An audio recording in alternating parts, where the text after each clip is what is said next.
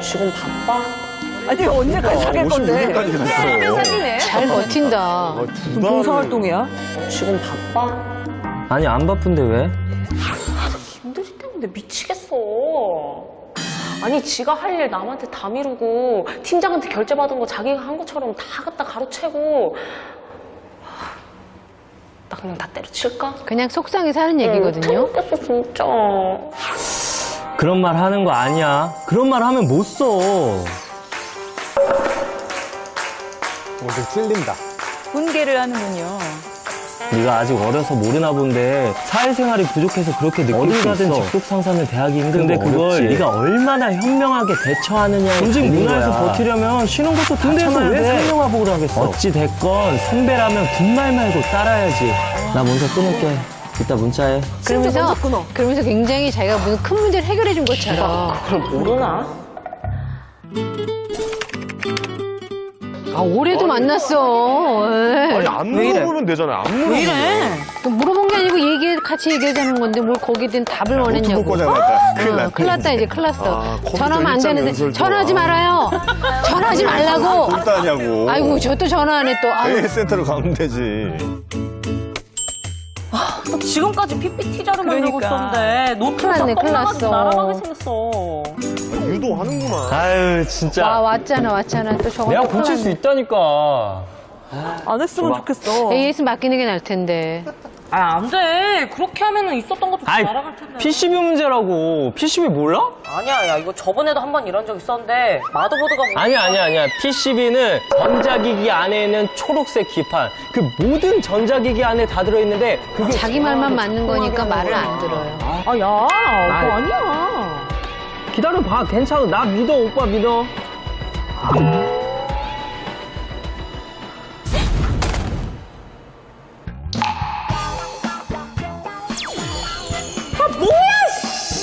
괜찮아. 오빠 믿지?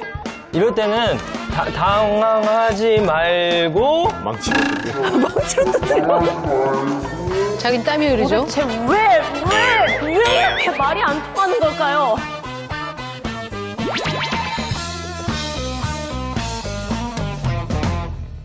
아니 컴퓨터 갖고 나왔으면 직접 고치면 되지 왜? 아니, 그냥 속상해서 전화했는데 그걸 쫓아왔잖아. 여기 역시 이해를 못 하시네. 네, 그러니까 이게 정말 답답한 거예요. 뭘 원하는지 이해를 못 하니까. 뭐를 왜 네. 저 화면을 보면서도 뭐가 문제고 뭐가 답답한 건지를 남자분들은 모른다는 게 너무 답답해요. 제일 큰 문제는 저 남성과 100일 가까이 지금 사귀고 있다는 게 제일 큰 문제예요. 저도 큰 문제라고 봅니다. 그래. 아니 왜 사귀냐고. 이게 사실은 물론 모든 남성에 해당되는 사항은 아니고요. 근데 이런 고충을 토로하는 여성들이 꽤 많다고 합니다.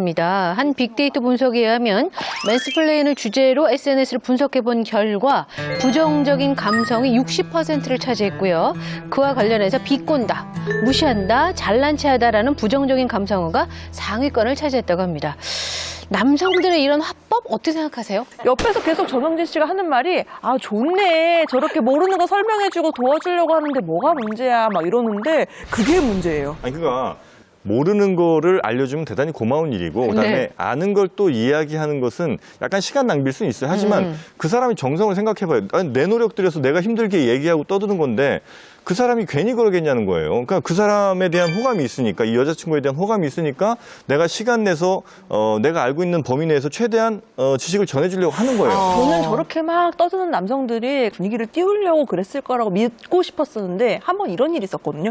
어떤 남성분이 저한테 이제 커피 어떤 거 좋아하세요? 그래서 제가 저 커피 어떤 거 좋아합니다. 이렇게 얘기를 했더니 그때부터 자기가 알고 있는 모든 커피에 대한 이야기를 하시더니 그게 한 달러 끝났어요. 그래서 그게 또 끝났더니 영화로 넘어갔고요. 그게 끝났더니 세기로 넘어갔는데 얼마나 정말 그 주제가 끊기지 않고 대화를 이어가려는 모습. 대화가 아니죠. 고백을. 일반적인. 그러니까 저는 지금 결론 내린 건 저는 황현 씨나 정현진 씨 같은 남자랑은 절대 못 사귈 것 같아요. 아니 근데 중요한 게 사귀어서는 안 되지만 제가 한 말씀 예, 저도 아니, 못 사귀어요. 저 선배님과 대화라고 결혼해서도 어떻게 생각해요. 사귀어요. 이거 이제 그 대화가 아니라 아니 다행히 이게 약간 지금 상황 보셨잖아요. 그건 대화가 아니라 일방적으로 자기가 알고 근데 있는 거를 쏟아붓는 무슨 거잖아요. 느낌인지 알아요? 아니 근데 이게 한번 예를 들어보자고요. 그러면 아까 이제 나왔잖아요. 저도 이런 경우가 있어요. 뭐 업사이드에 대해서 설명을 한번 해달라고 그래서 설명을 막 진짜 이건 뭐 공격수 위치가 수비수에 뛰고 막 이런 계속 설명을 해줬단 말이에요. 그러면 물어봤잖아요. 물어보면 그렇게 설명해주면 마지막에 그래요.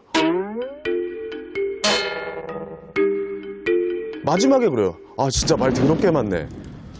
그러면 이게 어떻게 그래놓고 나서는 여자분들은 얘기를 하세요. 아니 그리고 나서 여자들은 얘기해요. 아니 그렇게 센스가 없게 이걸 못 맞추나? 근데 같은 얘기거든요. 어떻게 보면은. 센스가 없으신 게 맞거든요. 지금. 아니 그게 아니라.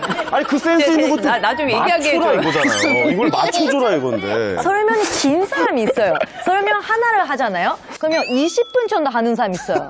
대화가 아니라 계속 지금 그거 얘기하는 거예요. 맞아요. 한 20분까지는 한 2분 했어요. 딱 적어보니까 옛날에 대학교 때 저도 소개팅이란 걸 한 적이 있거든요. 네네네. 나갔는데 첫 질문이 이거예요. 마키아벨리의 군주론을 읽어보셨습니까? 시작하더라고요.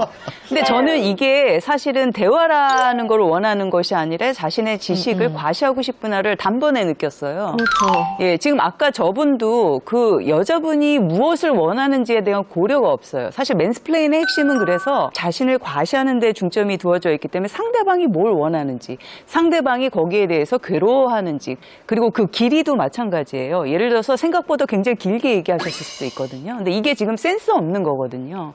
뭐 센스 없다는 말씀하시는데 센스 없는 사람일 수는 있어요. 혹시 근데 그쪽 성향이세요? 맨스플레인 쪽? 저는 뭐 아직까지는 그런 얘기 듣지 않았는데 아까 아까 여쭤봤거든요. 제가 정영진 씨 저런 남자랑 사귀는 거 괜찮겠냐고 그랬더니 자기가 이미 그런 남자라고.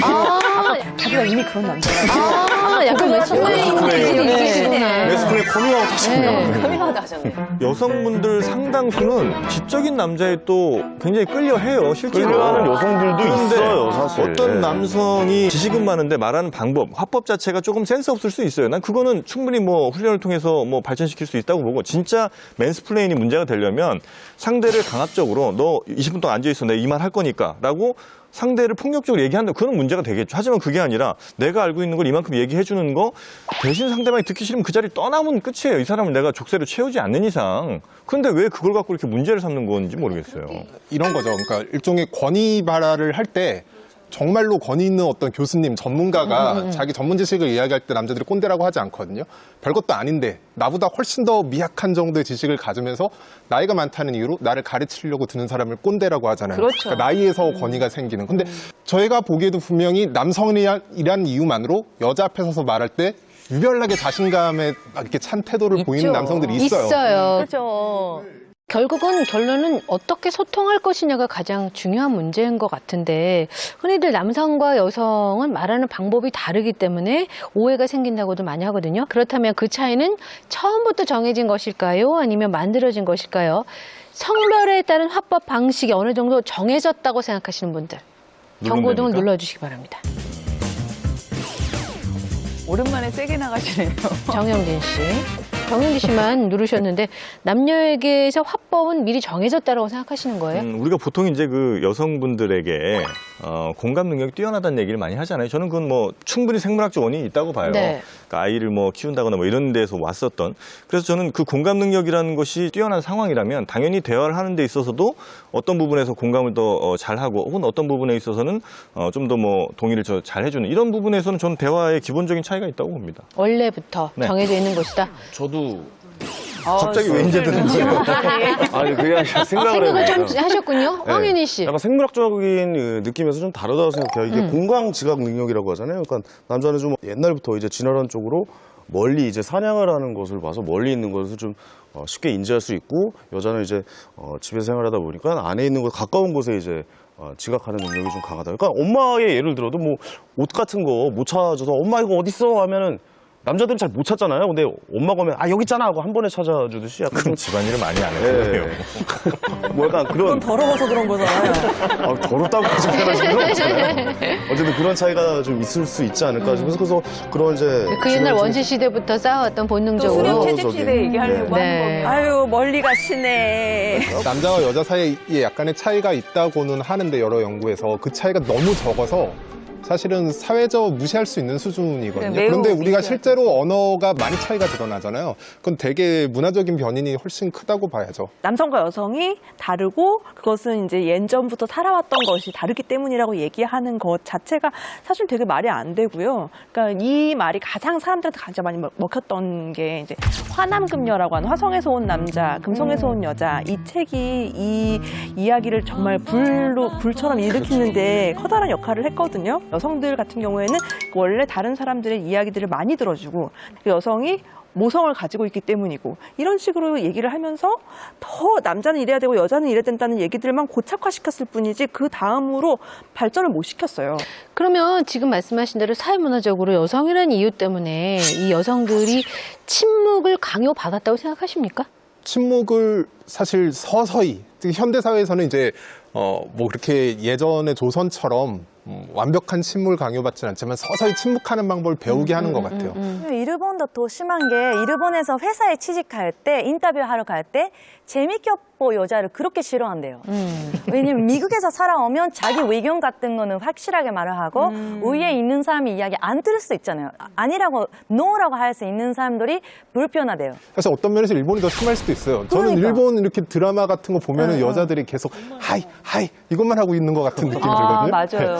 계속 확인만 해주고 있는 것 같은 그러니까 그런 게 느껴요. 저도. 저기 X의 방에 서 있는 분 계시잖아요. 처녀 귀신 그 스토리 보면은 보통은 이제 자기의 한을 풀기 위해서 이게 그 관리를 찾아가는 이야기들 굉장히 많잖아요. 귀신을 보고서 귀신이 말을 해 하면서 충격을 받아서 죽었다는 게 보통 우리가 알고 있는 그런 동화죠, 이야기잖아요. 전래동화. 네, 스토리잖아요. 사실 그게 아니라 그 진실의 무게가 너무나 무거워서 그 한 사람이 감당할 수가 없고 그리고 그 진실을 자기가 풀어줄 수가 없어 너무 충격을 받아서 죽었다라는 게 요즘에 새로운 학설입니다. 새로운 시선에서 그 진실이 어렵다. 국문학 하신 분한테 여쭤봤더니 처녀귀신이라는 책을 쓰신 분이에요. 근데 이 귀신들이 왜 그렇게 한이 있느냐, 그리고 왜 말을 못하고 그냥 한을 갖고 죽었느냐라고 물어봤더니 입을 열었을 경우에는 가문이 무너지기 때문에 온갖 비난을 혼자 받게 되는 거죠. 그리고 여성들은 가정을 지켜야 한다라는 그거를 갖다가 자기 임무로 알고 있잖아요. 그러니까 말을 못하고 그냥 죽게 되는 과정을 많이 겪게 된다. 그리고 이런 이야기들이 주로 귀신 이야기들의 대부분을 아니 진짜 이루고 해석을 있다. 하다 귀신까지 페미니스트적으로 해석할 줄은 몰랐어요.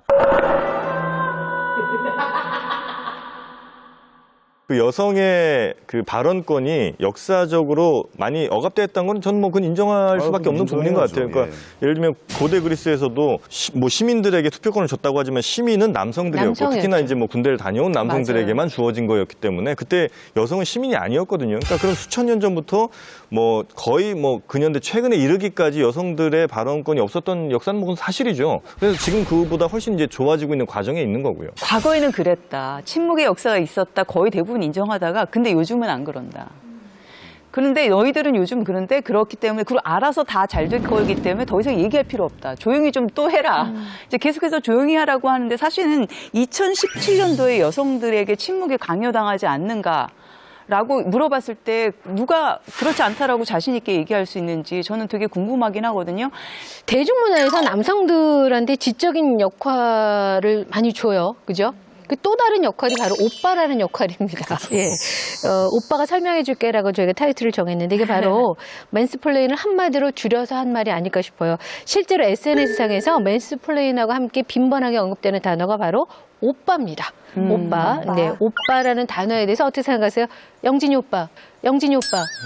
네, 어떻게 생각하세요? 오빠라는 말을 들으면 대체로 이제 친근감이 느껴지고 그리고 더 뭔가 하나 더 해주고 싶고 그렇죠. 귀엽고. 그런 거겠지. 근데 저한테는 저는 잘 이해가 안 되거든요.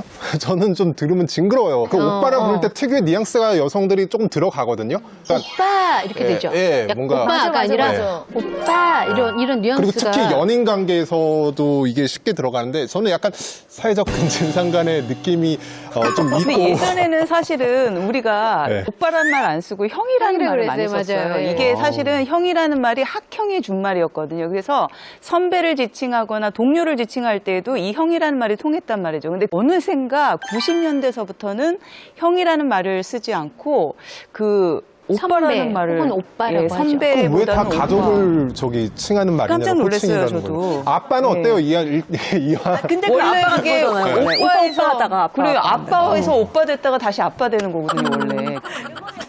그러네. 사실 오빠한테 병이 있다고 합니다.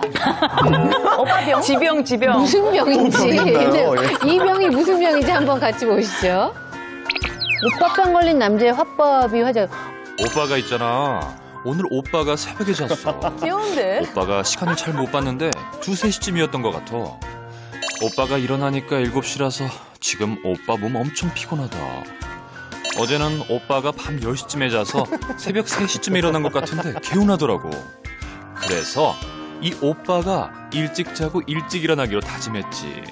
그리고 오빠도 운동 좀 해보려고. 귀여워. 오빠를 도대체 몇 번 쓴 걸까요? 지금 보신 병이 오빠병이에요. 그 오빠병이라는 게 자신을 3인칭으로 부르면서 이제 3인칭. 그렇죠. 왜 여자들은 1인칭으로 부르죠. 오빠가 뭐 해줄게 그러면 현재는 그거 싫어 이렇게 하잖아요. 현재는 그거 싫어. 그만하세요.